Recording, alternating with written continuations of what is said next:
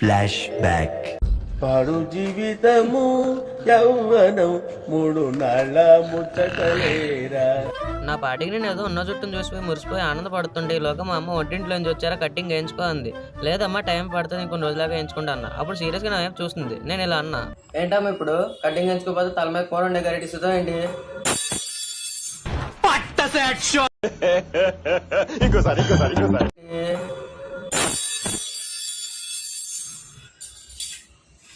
గరిటి ఇస్తావా?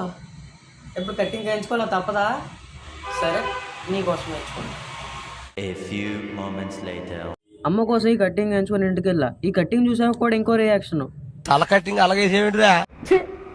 ఎందుకు నీకు చేసి పట్టుకో, ఎందుకు నువ్వు పట్టుకుతావు? ఒకవేళ నా హెయిర్ కట్ ఈ టైప్ లో ఉందనుకో మా అమ్మ రియాక్షన్ ఎలా ఉంటుందో తెలుసా?